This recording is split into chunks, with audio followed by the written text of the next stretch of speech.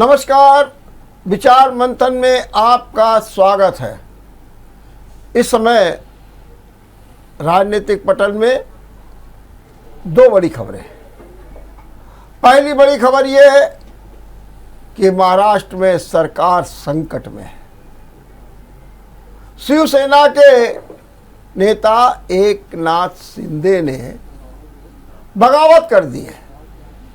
दावा है उनके पास 29 विधायक हैं, जिसमें 5 मंत्री हैं, और ये सभी लोग गुजरात पहुंच गए हैं, सूरत में हैं, और बाकायदे कहा तो ये तक जा रहा है कि वहाँ पर मंत्रणा चल रही है। एकनाथ शिंदे ने शर्त भी रख दी है कि देखिए, हम निश्चित रूप से कोई धोखा नहीं देना चाहते हैं, लेकिन बीजेपी के साथ गठबंधन कीजिए, सरकार बनाइए। एक शर्त रखी है। हालांकि शिवसेना भी एक्टिव हो गई है और शिवसेना ने एकनाथ शिंदे को विधायक दल के नेता पद से हटा करके अजय चौधरी को बना दिया है। संजय राउत का कहना है कि ये सब कुछ ऑपरेशन लोटस के तहत हो रहा है। एकनाथ शिंदे ईडी के दबाव में है, इसलिए वो ऐसा कर रहे हैं, और गुजरात की पुलिस ने हमारे विधायकों को पकड़ रखा है। ये भी बड़ा गंभीर आरोप लगाया।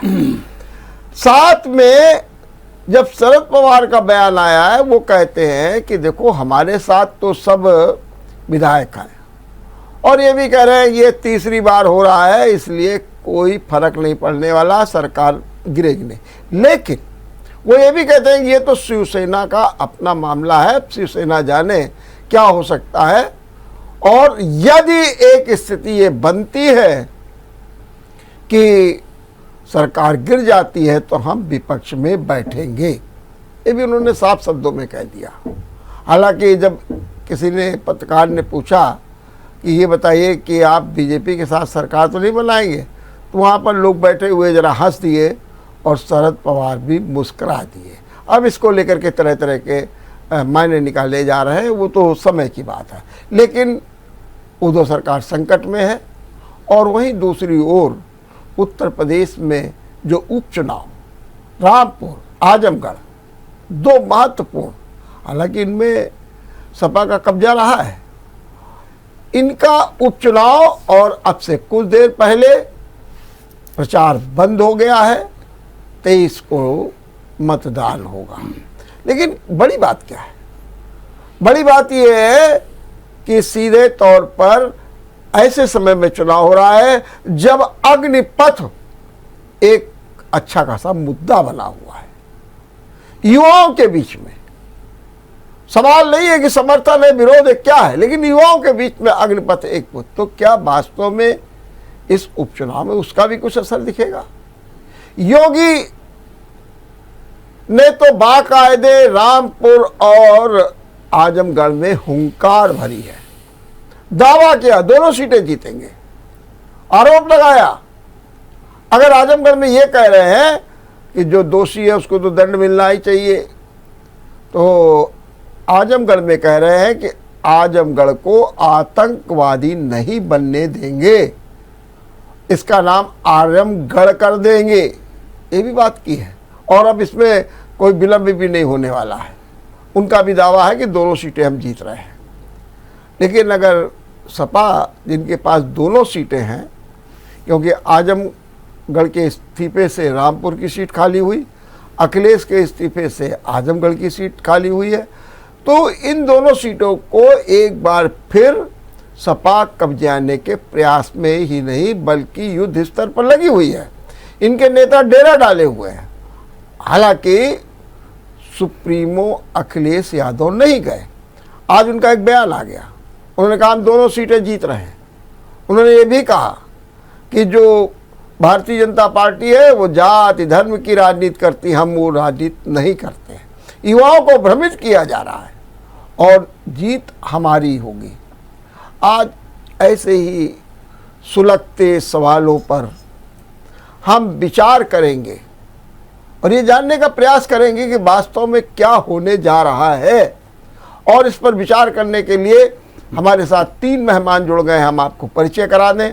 हमारे साथ हैं भारतीय जनता पार्टी से संजय कटियार, बहुत बहुत स्वागत है आपका। नमस्कार। और हमारे साथ है समाजवादी पार्टी से डॉक्टर नितेंद्र भाई, मैं आपका भी बहुत बहुत स्वागत करता हूं। और आप कांग्रेस के हैं वरिष्ठ नेता दिनेश वाजपेयी, मैं आपका भी स्वागत करता हूं। तीनों मेहमानों का मैं स्वागत करता हूं। सबसे पहले तो जानेंगे कि महाराष्ट्र पर क्या प्रतिक्रिया है। संजय कटियार, क्या हो रहा है? माने कि अगर आपकी सरकार नहीं बनेगी तो आप सरकार को गिराने के लिए 1, 2 और तीसरी बार अटैक कर रहे हैं। क्या होगा? ये क्यों कर रहे हैं? इससे तो आपकी छवि खराब हो रही है। डॉक्टर रमेश जी, ये बिल्कुल मिथ्या आरोप है। हाँ, और इस तरह की बात तो करना बिल्कुल क्या कहें, बेईमानी अगर ऐसी बात कोई विपक्षी कर रहे हैं। अरे भाई, उनके दल हैं, शिवसेना के अपने दल, अपना दल, एनसीपी का अपना, पवार साहब, उनके गठबंधन में सरकार चल रही कांग्रेस, 3 वहां पे ध्रुव हैं, तीनों अपने अपने मालिक हैं दलों के। अब उनके घर है, वो आपस में क्या लड़ रहे हैं, क्या फुटबॉल चल रहा है, उनका आंतरिक मामला है। यहाँ भाजपा, यहाँ कहाँ पे भाजपा क्या बोला गया? आप तो भीतरघात कर रहे हैं। विधान परिषद के चुनाव में, राज्यसभा के चुनाव में दूसरे की पार्टी हम भीतरघात क्यों करेंगे? वो क्या करेंगे? वो उनका आपस में कोई आपसी मनमुटाव है, सरकार में है सब, आपस में क्या उनका अंतर मामला है? ये तो वही लोग वहाँ होने क्या जा रहा सामने। अब ये उनके फूट करके इधर उधर भाग रहे हैं सब विधायक, कहाँ जा रहे हैं, किधर नहीं जा रहे हैं। गुजरात जा रहे हैं। गुजरात जाने से क्या, ये तो देश आजाद है, कहीं जाए। वो तो कहीं जाके बैठे हैं, अपनी उनकी व्यवस्था है। इसमें भाजपा कहीं नहीं आ रही भाई साहब, ये बिल्कुल नहीं। मैं ये जानना चाहता हूँ, क्या वास्तव में सरकार ठाकरे जी की जा रही है और फडणवीस आ रहे हैं मुख्यमंत्री होकर के? देखिए, संविधान के मुताबिक कोई व्यवस्थाएं अगर बदलेंगी, बहुमत की सरकार बनती है। अगर कोई बहुमत उनका खो देते हैं तो बहुमत खोएंगे तो उसमें अपना संविधान अपना काम करेगा। ठीक बात है, उसमें कोई तो डरने वाली बात है नहीं। क्या कहेंगे, महाराष्ट्र में तो जो राजनीतिक उथल पुथल चल रही है उसके बारे में आपका क्या कहना है? देखिए, ये तो सच है कि वहाँ पर 3 दलों की सरकार है और इधर कुछ दिनों से शिवसेना के बीच में कुछ अंतर्कलह पिछले राज्यसभा के चुनाव से शुरू हुआ था, क्रॉस वोटिंग को लेकर के। और जैसा कि भारतीय जनता पार्टी का अपना एक चरित्र है कि वो चुनाव में साम दाम दंड भेद ये चारों अपनाते हैं। वो उन्होंने उस समय भी किया, निर्दलीय कैंडिडेटों को ले जा करके, और फिर वहां पर जो बाजरा चलता है, वहां की भाषा में जो अपना लेन चलता है, ले करके क्रॉस वोटिंग करके वहां से एक बगावत का बीज तो बोया। और अब विधान परिषद का चूंकि एक सीट का चुनाव है, इस सीट के चुनाव से एक तीर से कई निशाने साधे जाएंगे। यदि भारतीय जनता पार्टी इसमें सफल हो जाती है तो निश्चित रूप से शिवसेना की सरकार कहीं ना कहीं अल्पमत की सरकार हो जाएगी। और इसके बाद फिर भारतीय जनता पार्टी ये भी प्रयास कर सकती है कि चूंकि ये सरकार अल्पमत में है, इसलिए सदन के फ्लोर पर बहुमत साबित करें या सरकार को बर्खास्त किया जाए। 2 स्थिति हो सकती है, या तो सारे दल मिल करके कोई तीसरी वैकल्पिक सरकार बनाएंगे, या दोबारा चुनाव की ओर जा सकते हैं, फ्रेश चुनाव हो और नए सिरे से नई सरकार का गठन हो। अब यह सरकार है, चूंकि केंद्र में भारतीय जनता पार्टी है, और भारतीय जनता पार्टी का ऐसा चरित्र रहा है कि वो सरकार बनाने के लिए किसी भी नैतिकता की हद को पार कर सकते हैं। तो ये उनका चरित्र है। वो महबूबा मुफ्ती के साथ भी सरकार बनाने में कोई परहेज नहीं करते हैं। वो बिहार में नीतीश कुमार जी, जो मोदी जी को पानी पी पी करके अपमानित किया करते थे, उनके साथ भी उन्होंने कभी परहेज नहीं किया। तो जो अपने हित के लिए, सत्ता प्राप्ति के लिए, वो किसी भी स्तर तक की नैतिकता का पतन कर सकते हैं। ये भारतीय जनता पार्टी का चरित्र है और उसके लिए वो अपना कर्तव्य कर रहे हैं। अब ये विपक्षी और कांग्रेस और शिवसेना को अपने घर को बचाने के लिए जो कर सकते हैं करना चाहिए। दिनेश जी, आप का भी वहाँ पर 44 विधायक आपके हैं और वो भी पता नहीं सोच रहे हैं क्या होगा, किम कर्तव्य मूड में। हालांकि कमलनाथ जी को भेज दिया गया है कि जाओ वहाँ पर देखो, कंट्रोल करो स्थिति को। लेकिन एक बात और तो है कि आप लोगों ने भी शिवसेना के साथ गठबंधन करके अपनी जो पवित्रता थी, जो ये था कि हम बीजेपी और शिवसेना के साथ जुड़ करके आपने अपने ऊपर भी सवालिया निशान खड़ा कर दिया। आने वाले चुनाव में क्या आपको नहीं लगता है कि जब सरकार दूसरी बनेगी, फडणवीस जी मुख्यमंत्री बनेंगे, या फिर शिवसेना ही सरकार चली है, उस समय आपके सामने तमाम सवाल खड़े किए जाएंगे, तब आपकी राजनीतिक स्थिति तो बहुत कमजोर हो जाएगी। आदरणीय वर्मा जी, आज की राजनीति में, वर्तमान में जो आज देश में राजनीति चल रही है, उस राजनीति में आज अभी जो शब्द आपने कहे वो मिथ्या है। निश्चित रूप से कांग्रेस पार्टी ने आज भले ही भारतीय जनता पार्टी वहां सरकार बना ले, अपनी पीठ थपथपा ले, लेकिन जीती हुई बाजी को अगर हराया वहां तो कांग्रेस ने। कारण ये रहा कि बाला साहब ठाकरे के समय से भारतीय जनता पार्टी का चोली दामन का साथ था, लेकिन कांग्रेस पार्टी ने अब की चोली दामन के साथ को तोड़ने का काम किया और समर्थन देकर वहां गैर भाजपा सरकार बनाई। तो निश्चित रूप से कांग्रेस ने ये भले ही आज अपनी पीठ थपथपाएं, लेकिन ये जीती हुई बाजी हारे हुए हैं। भले ही ये सरकार बना ले, लेकिन कांग्रेस के हमारे विधायक अपनी विचारधारा और आदरणीय सोनिया गांधी और राहुल गांधी जी की विचारधारा पे अडिग हैं। हमारे विधायक कहीं नहीं जाएंगे। बाकी अगर इनके विधायक जाते हैं तो वो अपना इनका इंटरनल मामला है, उसको ये खुद समझेंगे। ठीक बात। एक हमारे पास कोई अपडेट आ रहा है, जरा मैं उसको भी सुन लेता हूँ। क्या कह रहे हैं, लगातार ये चर्चा हो रही है। कोई अपडेट है, बताएं। हाँ, सुनिए क्या कहा है उद्धव ठाकरे ने, वो हम आपको सुनाते हैं। मुझे मालूम हुआ है कि महाराष्ट्र में बहुत बड़ी उथल पुथल हो रही है। महाराष्ट्र में शिवसेना के नेता और urban development minister Eknath Shinde ji, जो शिवसेना के सीनियर नेता है, उन्होंने कम से कम 35-36 एमएलए को साथ में लेकर उन्होंने मतलब वहाँ शिवसेना को बहुत बड़ा चैलेंज खड़ा किया है। उनके साथ 56 एमएलए है, उसमें से कम 37 एमएलए उनके साथ है, ऐसी जानकारी है। तो अभी उद्धव ठाकरे जी को सत्ता में रहने का अधिकार नहीं है, उन्होंने अपने पद का रिजाइन देना चाहिए और देवेंद्र फडणवीस जी के नेतृत्व में हमारी सरकार बनेगी, महायुति की सरकार बनेगी, एनडीए की सरकार बनेगी। और जिस तरह 2.5-3 सालों में ये लोगों ने आपस में झगड़ा करने का काम किया है, महाराष्ट्र के विकास की तरफ बिल्कुल ध्यान नहीं दिया है। खाली आपस में आरोप प्रत्यारोप करो और बीजेपी पर उल्टी सीधी बात करो, यही काम इन लोगों ने किया है। इसीलिए जनता के मन में इनके बारे में बिल्कुल अच्छी भावना नहीं थी और इसीलिए इस सरकार को यहाँ से जाना ही था। तो एकनाथ शिंदे जी ने जो पहल की है,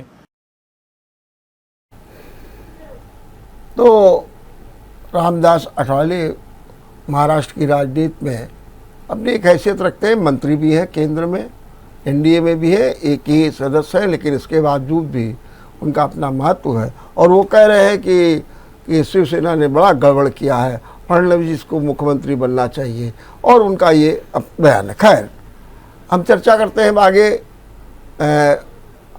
आजमगढ़ और रामपुर के उपचुनाव की।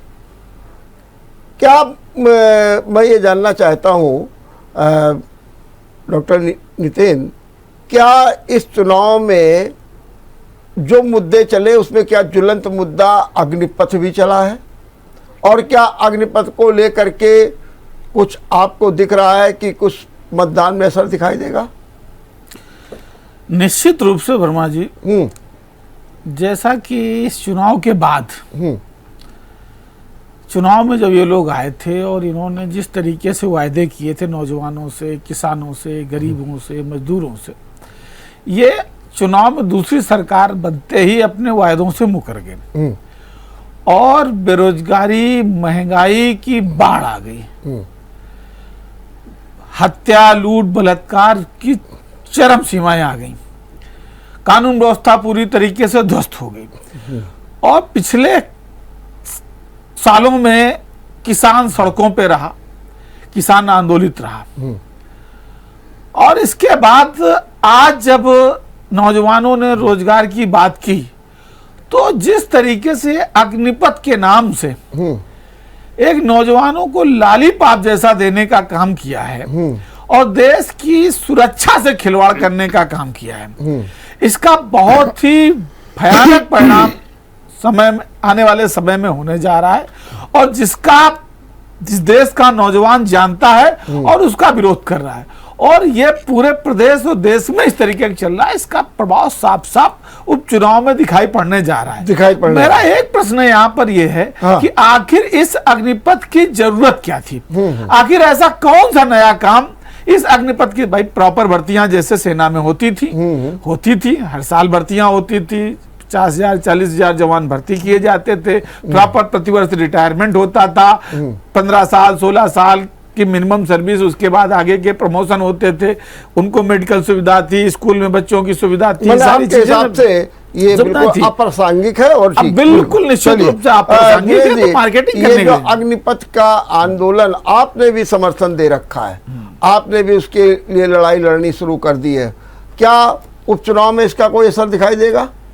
निश्चित रूप से देखिए, किसान का संपर्क जवान से होता है और जवान का संपर्क किसान से होता है, क्योंकि किसान का बेटा ही जवान बनता है।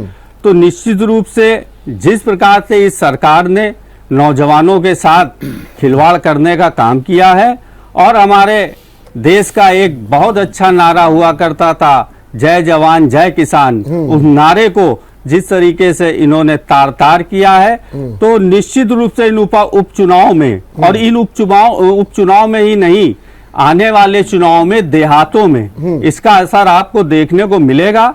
रहा प्रश्न कांग्रेस का, तो कांग्रेस सत्याग्रह के माध्यम से इन नौजवानों के साथ खड़ी है, लेकिन हिंसा में इनका साथ कहीं कांग्रेस नहीं, अहिंसात्मक तरीके से कांग्रेस इनके साथ है, और इनकी लड़ाई निश्चित रूप से लड़ेगी। क्योंकि विपक्ष का काम क्या है? देखिए, विपक्ष का काम ही है कि सरकार की गलत नीतियों के खिलाफ आवाज उठाना।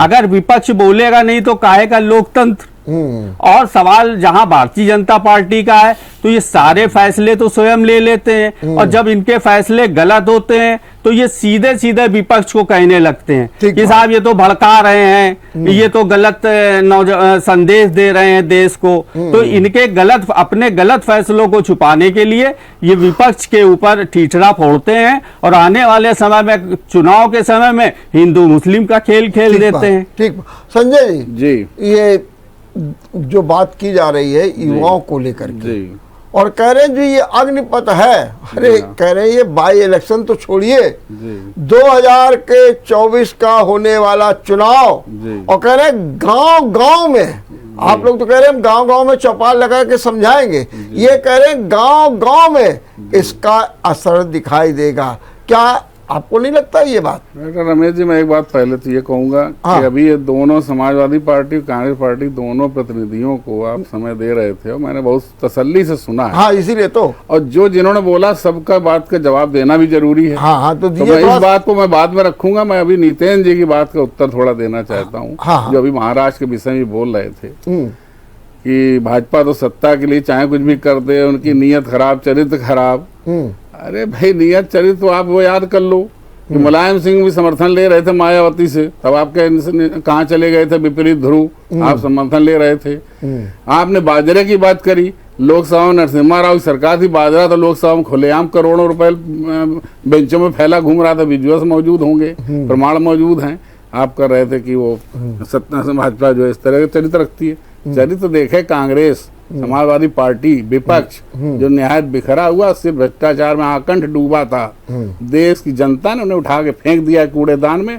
अब बात न करें इस विषय की, इसलिए अब नैतिकता तो उनके पास थी नहीं और ना है, तो जनता ने उसका जवाब दे दिया। अब आइए अग्निपथ पर। अग्निपथ की बात मैं अभी पहले दिन भी मुझे बुलाया था, तब भी दिनेश भाई थे उस समय, इन्होंने उसी रटे रटाए पहाड़े को फिर से पढ़ दिया। मतलब इतने दिन में भी इनको समझ में नहीं आया। देश के तीनों सेना अध्यक्षों ने अभी डिबेट में बता दिया, बैठ के अपने प्रेस रिपोर्ट में बता दिया, प्रेस कॉन्फ्रेंस। इनमें इनको समझ, इनके सिर्फ विरोध का नशा चढ़ा है। विरोध करो, युवाओं को बरगला दो, मोदी के खिलाफ कुछ झंडे कुछ कर दो, आग लगा दो देश में, और युवा चाहे बेरोजगार मना रहे, चाहे वो जेल चला जाए गैर कानूनी काम करके, मरे खपे, इनकी राजनीति होनी चाहिए, इनकी रोटियां सिकनी चाहिए। इनका उद्देश्य सिर्फ ये, चाहे समाजवादी पार्टी हो उत्तर प्रदेश में या कांग्रेस, और ये सत्याग्रह कर रहे थे डॉक्टर साहब, बड़ी मजेदार बात, इनको सत्याग्रह याद आ गया आजादी के बाद। फिर आज ये वहां सत्याग्रह कर रहे जंतर मंतर में। इनसे मैं ये पूछना चाहता हूं, जो पार्टी रोजगार में मनरेगा में 100 रुपए रोज मिलने वाले मजदूर के गड्ढा खोदने में मनरेगा को रोजगार गारंटी कहता हो सिर्फ 100 दिन के लिए, वो 4 साल की सेना की ट्रेनिंग अनुशासित सिपाही बनाने वाले को आप कहते हैं कि मजाक कर रहे हैं। मजाक वो था जो आप गड्ढा खोदने का 100 दिन का रोजगार की गारंटी अपना सीना ठोक रहे थे, वो बताइए। ये तो आप ही की था ना मनरेगा, ये गड्ढा खोदो 100 दिन तक और रोजगार गारंटी हो गई साहब। रोजगार दे दिया आपने गांव वाले को, लेबर को दे दिया आपने, बनाया जा रहा है। इसका मतलब जरा सर तसल्ली, मैंने बहुत ध्यान से सुना, बात मेरी पूरी होने दीजिए। हाँ बोलो। अग्निपथ पर क्या है, आप 4 साल जो जॉब करेंगे, 17.5 साल एज रखी गई, 6 महीने ट्रेनिंग करेंगे। जिसको सेना में जाना, मैं सवाल ये करता हूं, सेना में जाना वही तो जाएगा। सपोज मैं कैंडिडेट हूं, तो अगर मुझे सेना में जाना, मुझे आईएएस में जाना, पीसी में जाना, मैं वही तैयारी करूंगा ना। अब वो इंटर हाई स्कूल करके उसको सेना में जाना, तो सेना तैयारी करेगा। उसको कौन, गवर्नमेंट ये तो कह नहीं दिया हम तुमको साहब गर्दन पकड़े तुमको सेना भर्ती कर देंगे, स्वेच्छा से जाएगा। आईएएस बनना, बाबू बनना, चपरासी बनना, या हमें पीसीएस बनना, या डॉक्टर बनना, इंजीनियर, ये तो उसका अपना निर्णय होगा ना। ठीक बात, मैं आपकी बात समझ गई। डॉक्टर साहब इसका जवाब जरूरी है। जल्दी बोलिए जी। ये देखिए जिस तरीके से इन्होंने कहा कि जिसको सेना में जाना होगा वो जाएगा, जिसको आईएएस बनना है, बाबू बनना है, वो जाएगा।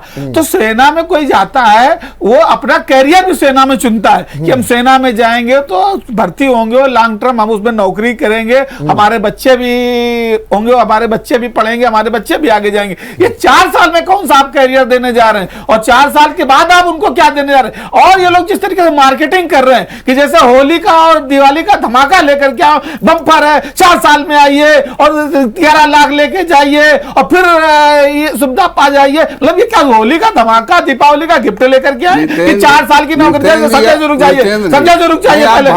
पहले ये दीपावली का धमाका नहीं है, खाते हो बात वही रहती है आपकी, दीपावली का धमाका नहीं है। करते हैं नौजवानों, मैं ये पूछना चाहता हूँ, ये डिस्टर्बेंस मैं बता रहा हूँ ना, 4 साल क्या देंगे आप मुझे सुनना, 4 साल बाद आप उत्तर दे रहा ना, मैंने आपको सुन लिया, मैं उत्तर दे रहा हूँ। आप गलत बात बोल रहे हैं, आप ना बोलने दे रहे हैं ना, आप खुद आप पढ़ के आए नहीं बोलते। अरे सुनिए पहले आपके कितना डिस्टर्ब मत करिए, आप बोल पाएंगे, एक भी शब्द नहीं बोल पाएंगे, आप एक भी शब्द नहीं बोल पाएंगे, आपने मुझे नहीं बोलने दिया, आपने सुनना जवाब नहीं दूंगा। नितिन आप बर्बाद कर रहे हैं। नितिन एक जने बोलिए। अब मैं एक सेंटेंस में बात करनी थी, आप जरा अपना लंबा ना करें, संक्षेप करिए। मैं कहना चाहता हूँ ये मार्केटिंग करने आए हैं क्या दिवाली का धमाका पेश करने आए हैं? ऐसी कौन सी चीज है जो अभी तक नहीं हो रही थी? क्यों क्या नहीं कर रहे हैं? अभी 4 साल के लिए क्या कर रहे हैं? मनरेगा से इसकी तुलना कर रहे हैं क्या? कैरियर दीजिए, स्थायी नौकरी दीजिए, नहीं तो सेना कमजोर हो जाएगी। हो गया नितिन जी, हो गया। दिनेश जी आप भी कुछ कह रहे थे, थोड़ा संक्षेप में कहिए, फिर हम जवाब ले लेंगे। संजय आदरणीय वर्मा जी, हाँ, हमारे प्रवक्ता हमेशा कांग्रेस पर भ्रष्टाचार का आरोप लगाते हैं। मैं इनको 4 दिन का समय दे रहा हूं, ये हमें बता दें कांग्रेस ने तत्काल भ्रष्टाचार पे कार्रवाई की, चाहे आदर्श सोसाइटी मामला हो, चाहे वो आपके जो भी मामले हुए, उन्होंने तत्काल कार्रवाई की और तत्काल कार्रवाई करके पद से हटाया। ये ढूंढ लाया गया एक भी ऐसा मामला जो कांग्रेस ने कार्रवाई ना की हो।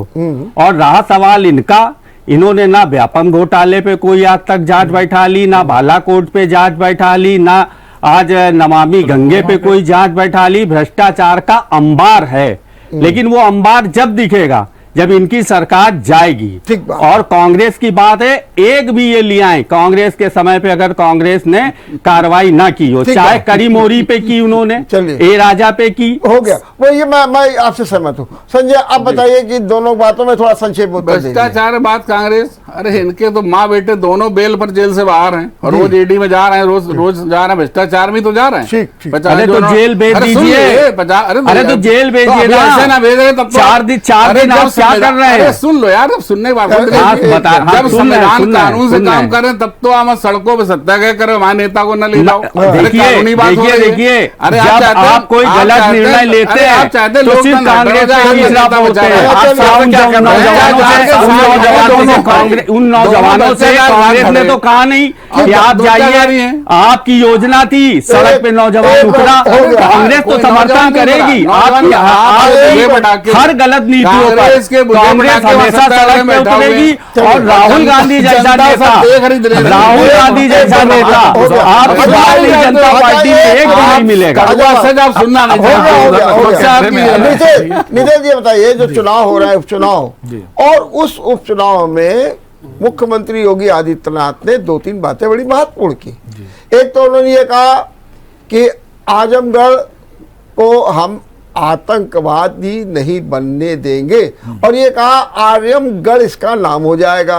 दूसरा उन्होंने कहा कि विकास जो है चौतरफा होगा, यानी कहीं ना कहीं आप लोग एक पक्षी करते हैं। रामपुर में जाकर के कहते हैं कि जो दोषी होगा उसे तो दंड मिलना ही चाहिए, मिलेगा ही, और वहां पर भी विकास की बात करते हैं। तो जो मुद्दे उठा रहे हैं योगी आदित्यनाथ दोनों उपचुनाव में जाकर के, तो उनका ये भी दावा है कि इस बार हम दोनों सीटें जीतेंगे। क्या कहना है इस बारे में आपका, थोड़ा संक्षेप में बताइएगा। वर्मा जी, इस बयान से तो ऐसा लग रहा है कि अभी योगी जी तो उत्तर प्रदेश के मुख्यमंत्री हैं नहीं। अरे भाई, 5 वर्ष का पूरा कार्यकाल बीत चुका है और दूसरा कार्यकाल चालू हो गया है, तो अभी तक आजमगढ़ और रामपुर में विकास क्यों आपने नहीं किया? आज उपचुनाव में आपको आजमगढ़ और रामपुर विकास के अछूते नजर आ रहे हैं। अरे आप ही मुख्यमंत्री थे 5 वर्षों तक, रामपुर में भी आपके 2 विधायक करके आए हैं, आजमगढ़ में भी आपके विधायक थे, और आप प्रदेश के मुख्यमंत्री थे, कोई आप मोहल्ले के गोरखपुर के अकेले मुख्यमंत्री नहीं थे। तो आपको आजमगढ़ और रामपुर उस समय क्यों नहीं नजर आया? विकास से अछूता क्यों रखा गया? मेरा एक सवाल है। दूसरा, जैसा कि ये कह रहे हैं कि हम आतंकगढ़ नहीं बनने देंगे, आजमगढ़, इसका मतलब ये उत्तर प्रदेश से कहीं अलग का एक पार्ट है आजमगढ़, जो आतंकगढ़ रहा है। आप कानून व्यवस्था के मालिक हैं, आप सरकार में बैठे मुखिया हैं, आप प्रदेश के मुख्यमंत्री हैं, और आपके मुंह से ये बात शोभा देती है। आप 5 साल का कार्यकाल पूरा करके आए हैं और दूसरा कार्यकाल आपका शुरू हो गया, और आप बता रहे हैं उत्तर प्रदेश आतंक का गढ़ है। इसका मतलब आप स्वयं स्वीकार कर रहे हैं उत्तर प्रदेश की कानून व्यवस्था की क्या हालत है। आप रामपुर में आप आ जाते हैं, रामपुर में कहते हैं जो दोषी होगा। भाई, दुनिया में कोई आज तक कानून व्यवस्था में, संविधान में बात की मनाही है क्या कि दोषी को सजा ना दी जाए? ये भारत का कानून कहता है। लेकिन उसमें यह भी एक बात आ जाती है कि भले 100 दोषी छूट जाए, लेकिन एक निर्दोष को जेल नहीं होनी चाहिए। लेकिन आज तो भारतीय जनता पार्टी ने लाइन लगाकर निर्दोषों को जेल भेजना शुरू कर दिया, झूठे मुकदमों में फंसाना शुरू कर दिया। तो ये इनका कहना, और ये नफरत की राजनीति बांटना बंद करें योगी, चूंकि कहने को ये योगी हैं, लेकिन अब कहीं से उनके आचरण, उनकी भाषा से नहीं लगता है कि वो योगी हैं। उत्तर प्रदेश के मुख्यमंत्री हैं, सम्मानित हैं, उन्हें पूरे उत्तर प्रदेश को एक नजर से देखना चाहिए। अब उत्तर प्रदेश को आप आतंक का गढ़, आजमगढ़ को आतंकगढ़ कहेंगे? चलिए, हम इस पर जवाब लेंगे संजय से, लेकिन एक छोटे से ब्रेक के बाद आपका एक बार फिर स्वागत है।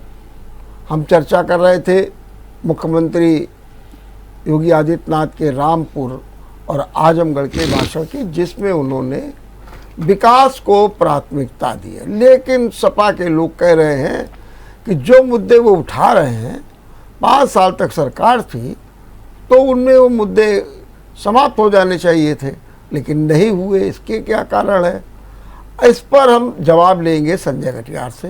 संजय जी, क्या कहना है इस बारे में आपका? देखिए, अभी नितिन जी बात में सुन रहा था ब्रेक के पहले जी, विकास तो एक निरंतर प्रक्रिया है। विकास के थोड़ी यहाँ से आप तक पहुंचे हो गया विकास, एक सड़क बनी, एक मोहल्ले दूसरे बन गए, विकास हो गया। विकास निरंतर चलता रहता है और निरंतर प्रक्रिया है।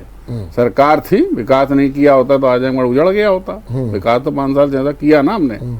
अब और बेटर कुछ करना है तो उसके लिए बोलने में क्या बुराई है? तो ये क्या कह दिया था 5 साल किया नहीं कि हम जाके देखा ही कि सड़कें नहीं है, कि नाले नहीं, क्या सुविधा नहीं है, तो किया ही है ना। नंबर 1, आतंकवाद वाले, आतंकगढ़ पे बड़ा उनको मिर्च लगी समाजवादी पार्टी को। आतंकगढ़ इसलिए कह दिया मुख्यमंत्री जी ने कि जब महाराष्ट्र में पकड़ा जाता है आतंकवादी, उसका घर होता है आजमगढ़, सारे तार वहीं जुड़े होते हैं। बनारस में होती है बमबाजी, उसका घर होता है आजमगढ़। उसका हमला होता है अच्छे धाम, उसका गढ़ होता है आजमगढ़। तो एक से बड़े आतंकवादी आजमगढ़ से जुड़े, तो भाई आतंकगढ़ कह दिया तो कौन सी गलत बात हो। आतंकगढ़ नहीं बनने देंगे, सही है ना। आजमगढ़ क्या उत्तर प्रदेश को नहीं बनने देंगे, बहुत प्रयास हुए, तो ये तो होना नहीं है। और दूसरी, तुष्टिकरण की राजनीति हम बार बार कहते हैं, भारतीय जनता पार्टी हमेशा कहते हैं तुष्टिकरण की राजनीति नहीं करते हैं, ना करेंगे। हम करते हैं सबका साथ सबका विकास। आप 2 लाइन फिर मैं दोहरा दूं, क्या अगर उज्ज्वला गैस किसी को मिली है तो क्या ये पूछ के मिली है कि मुसलमान को दो, हिंदू को दो? अगर बिजली कनेक्शन मुफ्त मिला है तो क्या हमने ये पूछा है कि मुस्लिम को ना दो, हिंदू को खाली दे दो?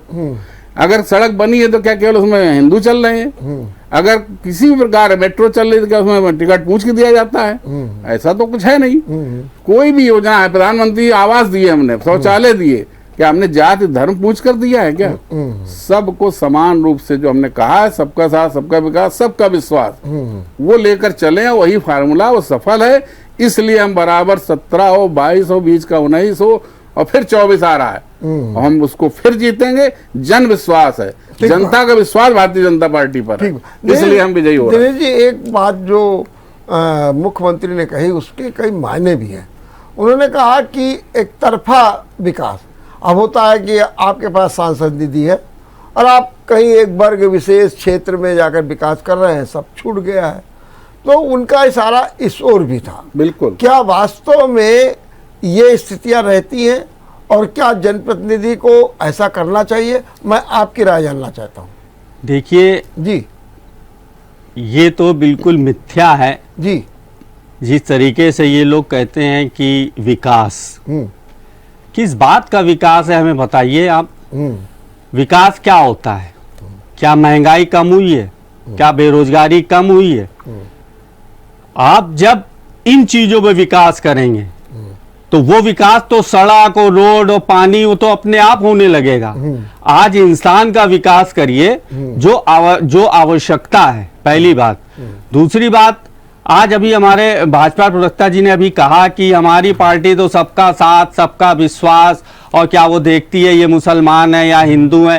तो आज मैं आपके चैनल के माध्यम से इनके द्वारा पूछ रहा हूं कि जिन छात्रों ने सरकारी संपत्ति नष्ट कराई है उनके चौराहों पे फोटो कब लगाएंगे और उनके घरों पे बुलडोजर कब चलाएंगे? तो आपने देखा ये मैं आज आपके चैनल के माध्यम से ये पूछना चाहता हूं कि जिन नौजवानों सरकारी संपत्तियां नष्ट की हैं उनके खिलाफ बुलडोजर उनके घरों पे कब चलाएंगे और उनके चौराहों पे फोटो कब लगाएंगे और उनके ऊपर मुकदमा कब कायम कराएंगे?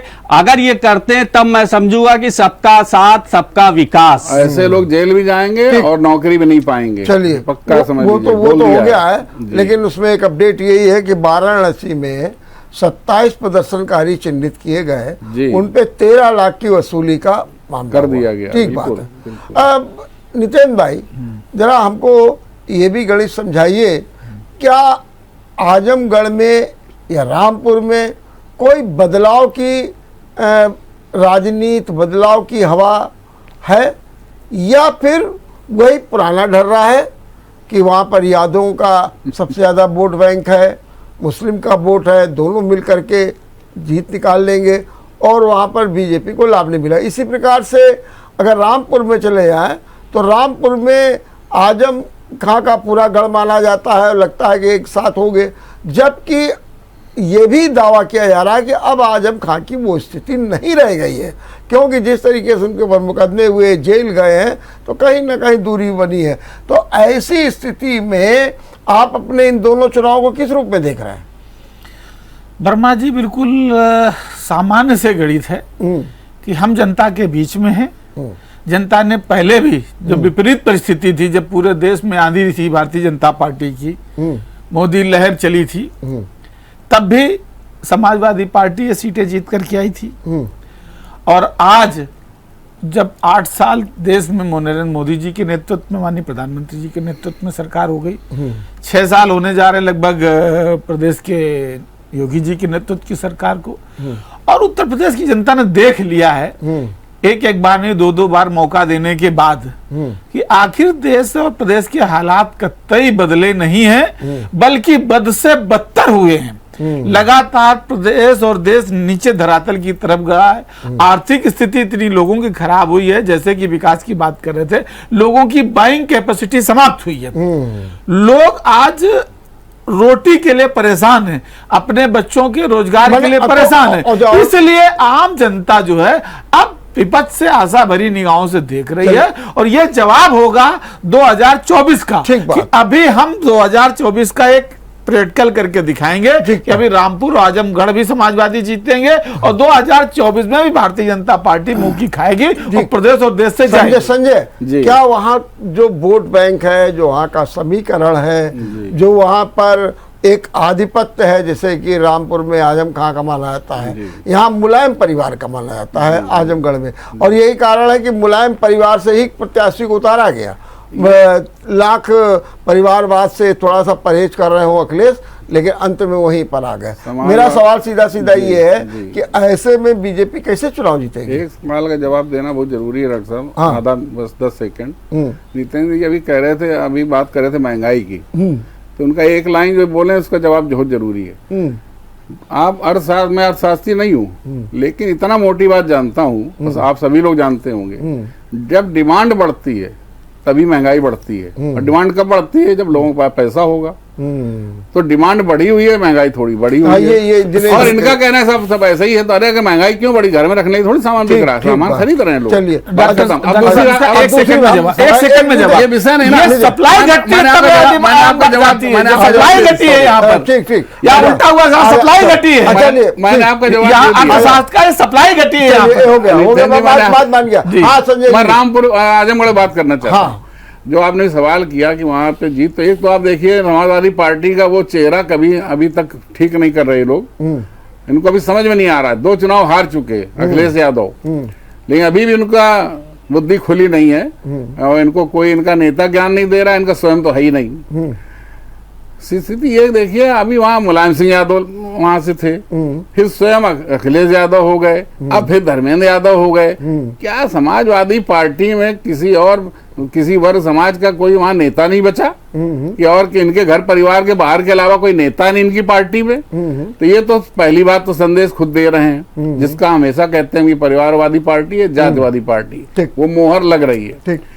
अब वहां पे रह गई जीत और हार का प्रश्न। जनता अभी बहुत अच्छी तरह समझ चुकी है, और अब क्या होने वाला है, हम वहां चुनाव जीतेंगे, और यूं जीतेंगे। वहां 17% यादव, 16% मुस्लिम है, ओबीसी 40% है, 17% समण समाज है, ऐसे आंकड़े बताते हैं। और जो हमारे योगी जी का जो शासन सुशासन, गरीब कल्याण, ये जो चल रहा है, उसका हमें लाभ मिलेगा, और निश्चित रूप से हम आजमगढ़ सीट तो गारंटी जीतने जा रहे हैं। रामपुर अभी हम बहुत श्योर नहीं है, स्थितियां वहां भी बदलने की संभावनाएं हैं। ठीक बात है। दिनेश जी, आपको क्या लग रहा है?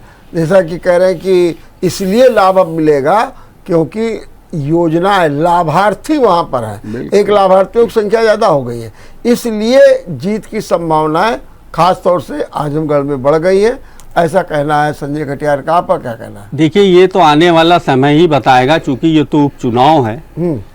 लेकिन मैं एक बात जरूर कहना चाहता हूँ कि भारतीय जनता पार्टी आने वाला अभी जो नगर निगम चुनाव है और 2024 का लोकसभा का चुनाव है, मुद्दे पे चुनाव लड़के दिखाए। निश्चित रूप से मैं मानूंगा कि भारतीय जनता पार्टी को अगर 2 सीट मिल जाए, बहुत बड़ी बात होगी। बस क्या है कि मंदिर, मस्जिद, हिंदू, मुसलमान, बालाकोट, मौलाना साथ, ये छोड़ के मुद्दे पे चुनाव लड़े, तो निश्चित रूप से आज मैं कह रहा हूं कि भारतीय जनता पार्टी की वापसी तय है। ठीक बात, बहुत सही आपने बात कही।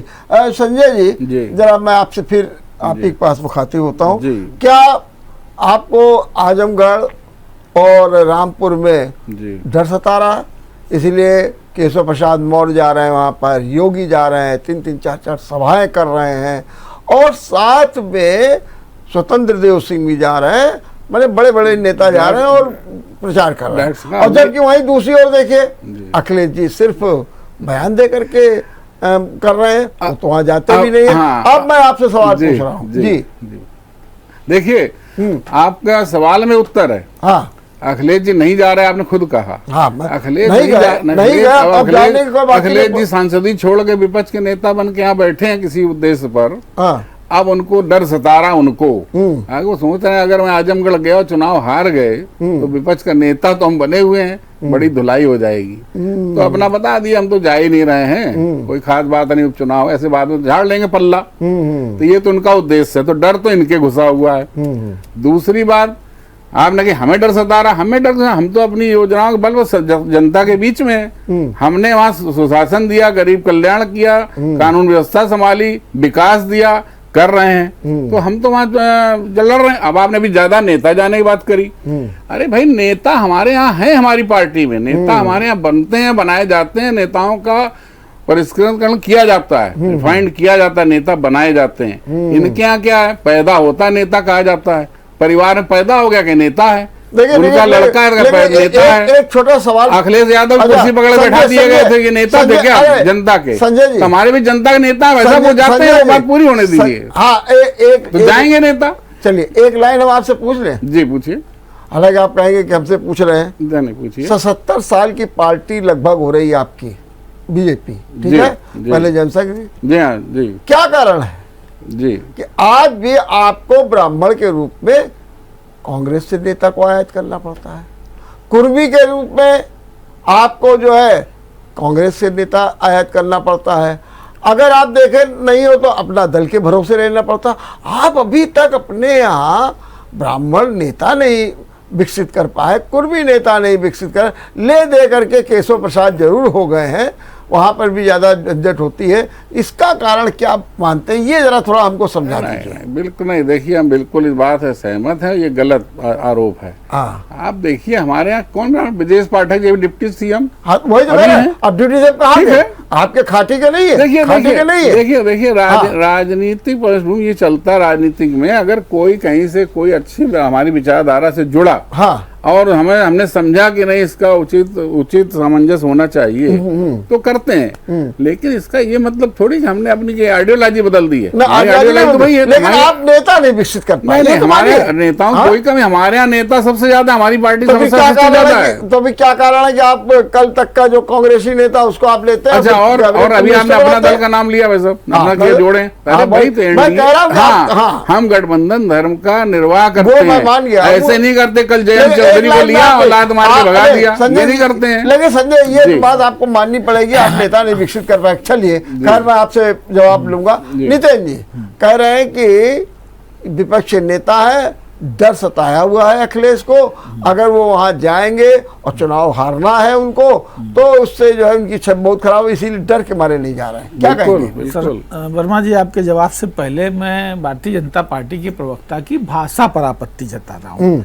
ये जिस तरीके की भाषा भारतीय जनता पार्टी की, ये लात मार के भगा दिया, ये जिस तरीके की भाषा का इस्तेमाल कर रहा है, पहले तो इस तरीके की भाषा पर मैं कड़ी आपत्ति करता हूं। और इसी भाषा का जवाब केशव मौर्य को सदन के अंदर मिला था। इस टाइप की भाषा का इस्तेमाल करेंगे तो उसी टाइप के जवाब का इस्तेमाल कर पाएंगे। दूसरी बात में ऐसी भाषा नहीं होनी चाहिए। दूसरी बात अब मैं आता हूं कि जैसा कि आपने भी सवाल किया और ये कह रहे हैं परिवार, इनके यहाँ तो स्थिति है कि इनके यहाँ कार्यकर्ताओं का अकाल है। इन दोनों सीटों पर समाजवादी पार्टी के ही आयातित कार्यकर्ताओं के भरोसे अपने नैया पार लगाने की कोशिश कर रहे हैं, चाहे रामपुर हो और चाहे आजमगढ़ हो। निरहुआ भी समाजवादी पार्टी का एक सिंपल कार्यकर्ता, तो कल तक समाजवादी पार्टी के प्रचार में लगे रहते थे। पिछले चुनाव में उसको पैसे का तमाम सारे लालच और फिल्म इंडस्ट्री में प्रमोशन के नाम पर उनको तोड़ा और लड़ाया। और चुनाव लड़े और जाकर के फिर बंबई में अपनी फिल्में बनाने लगे और आज पूरा चुनाव उपचुनाव की स्थिति आ गई तो उसको फिर भेज दिया। आप ले लीजिए आजमगढ़ की, रामपुर की स्थिति, रामपुर में भी घनश्याम लोधी समाजवादी पार्टी के एमएलसी रहे हैं, समाजवादी पार्टी के नेता थे। इनके यहाँ इतना कार्यकर्ताओं का काल पड़ गया कि इनके यहाँ कोई कार्यकर्ता नहीं था, समाजवादी पार्टी से आयातित करके कि आइए चुनाव भी लड़िए, पैसा भी लीजिए और मेरे साथ खड़े हो जाइए, सत्ता में आपको हार भी जाएंगे तो कुछ और पारितोषिक दे करके आपको सम्मानित कर दिया जाएगा। तो ये तो जो रही बात, इनके यहाँ मेरे कार्यकर्ता विकसित किए जाते हैं, नेता विकसित किए जाते हैं, तो ये लंबी फेरिस्त है कि इन दोनों चुनाव में इसका परिणाम आपके सामने दिखाई पड़ रहा है कि इनके पास अपना एक भी अपॉइंट वाला कार्यकर्ता नहीं था जिसको ये चुनाव लड़ा लेते। ये है इनका जवाब। अब रही बात पार्टी में और नेतृत्व में, देखिए संघर्ष का समाजवाद है, परिवारवाद की बार बार बात कहते हैं। जब हम कैंडिडेट बाहर से लाते हैं तो बोलते परिवार में क्लेश है, बोले शिवपाल जी नहीं मान रहे हैं, ये नहीं मान रहे हैं। और जब हमारा कोई संघर्ष का समाजवादी आता है तो बोलते परिवार का ले आए। इनके यहाँ की परिवारवाद की लंबी फेरिस्त, राजनाथ के पुत्र पंकज सिंह कौन, कल्याण सिंह, वो लंबी बहस हो जाएगी। आना चाहता हूँ धर्मेंद्र यादव जी समाजवादी पार्टी के जमीनी नेता और छात्र संघ की राजनीति से लड़ते हुए वहां हैं और पूर्वांचल की राजनीति पर उनका पूरा दखल रहा है और पूर्वांचल उनका गढ़ है। पूर्वांचल के लोग और खासतौर पर आजमगढ़ के लोग नेताजी के परिवार को अपना घर मानते हैं और नेताजी भी आजमगढ़ को अपना घर जी हो गया जी। संजय, दोनों प्रत्याशी सपा के हैं, क्या जवाब देंगे आप? दोनों इन्होंने कहा कि आपके निरहुआ जी जी मेरे यहाँ सपा के थे तो आपने ले लिया, और घनश्याम लोधी रामपुर में जो है वो भी मेरे सपा के थे, उनको आपने लिया। आपके पास तो नेता ही नहीं। तमाम हमारे यहाँ से छोड़ के इनके यहाँ गए थे, चुनाव हार गए थे। हाँ। ऐसा भी हुआ। हाँ। अब इनके यहाँ हमारे यहाँ चुनाव जीत रहे हैं। अच्छा। गए तो थे स्वामी प्रसाद मौर्य। अच्छा। क्या हुआ था इनके यहाँ, कहाँ पे पड़े हुए? तो ये सब चीजें चलती हैं, चलती रहती, इसका कोई जवाब नहीं ये है, उस कोई बात का विषय जवाब नहीं नहीं है। ये उस बात का जवाब और इनके दूसरी नेता चीज- विकसित होते हैं और तो हमारे कहाँ नेता चले जाते हैं हैं। विकसित होकर के? बिल्कुल देखिए। विकसित हैं, बिल्कुल क्या- विकसित हैं देखिए, और इसी में राज कर रहे हैं भैया आप एक लोग। सवाल का जवाब ये, कितने क्या नेता जा रहे हैं? अब जो नेताओं की संगठनों में कुछ कमी पड़ गई है इसीलिए आयात करना शुरू कर दिया गया है? देखिए जो आप जैसे नहीं, राजनीति मैं बात कर रहा हूँ जरा दिनेश जी से। जी जीते हैं जी आप। आदरणीय जैसा भी इन्होंने कहा, तो भारतीय जनता पार्टी में आदरणीय प्रधानमंत्री जी नेता नहीं है, टोटल प्रोफेशनल है, एक शुद्ध व्यापारी हैं। नेता तो इनके यहाँ थे, लालके सांडवानी जी थे, मुरली मनोहर जोशी थे और तमाम ऐसे नेता थे। वो टोटल प्रोफेशनली वो तो व्यापारी हैं और उसी दृष्टिकोण से भारतवर्ष की राजनीति को वो चला रहे हैं। मोदी कब से व्यापारी हो गया यार, कैसी बात करते हो? देखिए अरे यार, उनकी बात विचार, ठीक है, अरे भैया उनकी विचारधारा मोदी व्यापारी व्यापारी का है। होगा अगर भाई। उनकी विचारधारा व्यापारिक वो तो रूप गरीब ना परिवेश होती से आए हुए तो नेता हैं, आप आप मान के कर चलिए कि आज व्यापारी हैं। सारी ऐसा सरकारी आप लगा रहे हो, संस्थाएं व्यापारी। सारी सरकारी संस्थाओं को राहुल प्राइवेट में दे रहे गांधी हैं। पार्टी सब लोग ऐसे ही अडानी हैं। अंबानी जैसे विवेकहीन। अपने उद्योगपति जो इनके मित्र हैं उनके द्वारा देश चलवा रहे हैं, तो वो तो कांग्रेस- शुद्ध व्यापारी है। कांग्रेस ऐसी कहीं बात कोई ना करे। राजनीतिक उनकी ना चलिए, सोच है कांग्रेस और ऐसी ना बात ही ना करे। कोई। चलिए वो विचारधारा की बात हो रही, ठीक है दिनेश जी। संजय जी, जी दोनों सीटें जीत रहे हैं कि जैसा कि आप कह रहे हैं कि अभी रामपुर में कुछ 50-50 है, आजमगढ़ जीत रहे हैं, क्या आपका? ये चुनाव के दिन आज आखिरी दिन है वहाँ प्रचार का। हाँ, और हम लोग कल तक इस पे कुछ समीक्षा कर पाएंगे। हाँ। लेकिन मैं आजमगढ़ तो हम आज ही कह रहा हूँ 100% जीत रहे हैं। हाँ बिल्कुल। रामपुर में कहा था, ठीक। रामपुर आप कल नि- बता दें कैसे। कल बताएं। नितिन जी आप क्या बता रहे हैं? दोनों सीटें समाजवादी पार्टी जीत रही है और प्रचंड बहुमत से जीतती है। प्रचंड बहुमत से जीत रहे हैं। दिनेश 2022 जी में आपको जीत क्या रहे लग रहा है, क्या रिजल्ट आने वाला है? देखिए, जब सत्ता में होने के बाद भी आदरणीय भाजपा के प्रवक्ता जी कह रहे हैं कि हम एक ही सीट जीत रहे हैं, तो अब बचाने के लिए मैं तो बचा दोनों क्या? बात कर रहा हूं, मैं अभी तो बात- इन्होंने मैं कहा कब कि कहा? देखिए आप आज सब भारतीय डाल लो। जनता पार्टी मैं के तो कहा सारे दोनों नेता जीत वहां रहे हैं। जमावड़ा डाले थे स्पष्ट हफ्तों स्थिति से, होगी। लेकिन अभी ये आकलन नहीं लगा पाएगी दोनों चलिए। सीटें हमें मिल रही चलिए हैं। चलिए, बहुत बहुत धन्यवाद। अच्छी चर्चा हुई और अच्छे विचार भी आए, तर्क भी आए, नमस्कार, आपको भी राजनीति की धन्यवाद। भी बदलाव में जो आ रहा है वो भी आया। निश्चित रूप से महाराष्ट्र में जो कुछ हो रहा है और जो चुनाव में हो रहा है इसके राजनीतिक दूरगामी परिणाम निश्चित होंगे। देखते रहिए विचार मंथन। नमस्कार।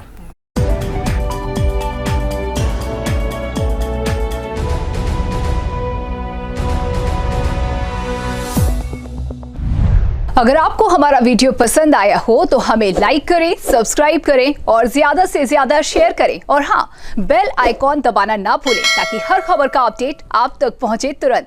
आप हमें इंस्टा, ट्विटर और फेसबुक पर भी फॉलो कर सकते हैं। हमारी आईडी है @JMT News